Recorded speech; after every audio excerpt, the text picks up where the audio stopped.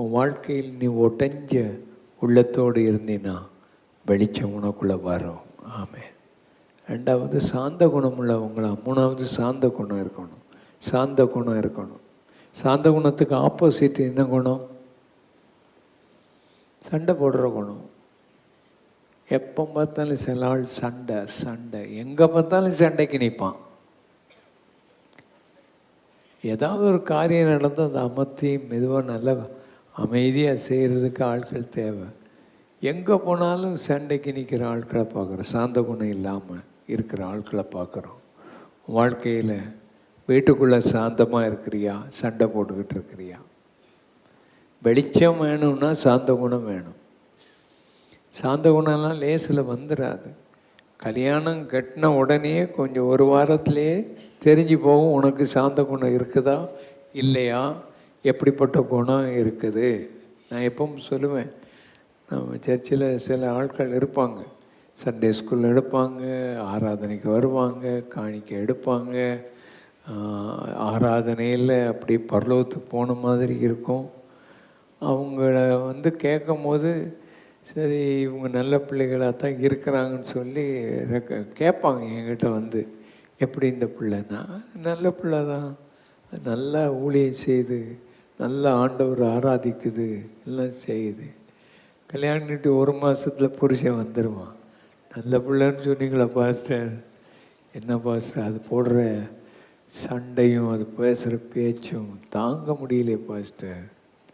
நாங்கள் தப்பு வைக்கிறதுக்கு என்ன சொல்லுவோம்? எங்ககிட்ட இருக்க வரைக்கும் அது நல்ல பிள்ளையாக தப்பாக இருந்துச்சு. உங்ககிட்ட வந்த பிறகு அப்படி ஆகியிருக்குது. அப்படி இல்லை, அது உள்ளுக்குள்ள ஆழத்தில் அது குணங்கள் சாந்த குணம் இல்லாமல் இருக்குது. சாந்தமாக தான் இருக்குது வெளியே பார்த்தா.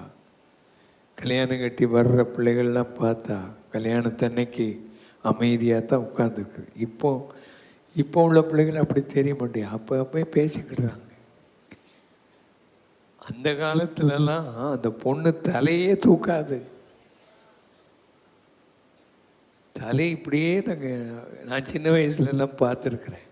கல்யாணம் நடக்கும்போது இந்த பொண்ணு அப்படியே தலையை கீழே போட்டே இருக்குது.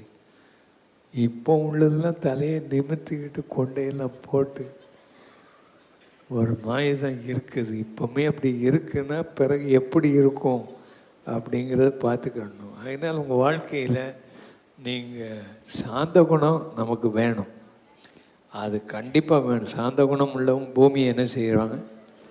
சுதந்திரித்து கொள்வாங்க. சண்டை போட்டுக்கிட்டு இருக்கிறதில்ல. ஆபிரகாமுக்கும் லோத்துவுக்கும் மேய்ப்பர்களுக்கு சண்டை வந்துட்டு ஆபிரகாம் என்ன செய்தார்? எப்பா நீ எங்கே போறிய? வலது பக்கம் போனால் நான் எங்கே போயிடுறேன்? இடது பக்கம் போயிடுறேன்ப்பா, உனக்கு எது வேணுமானாலும் நீ எடுத்துக்க. அதான் சாந்த குணம். போட்டு சண்டை போட்டு பெருசாக சொல்லி அதை போய் இதை போய் பண்ணி நம்ம வாழ்க்கையில் சாந்த குணத்தை இழந்துடக்கூடாது.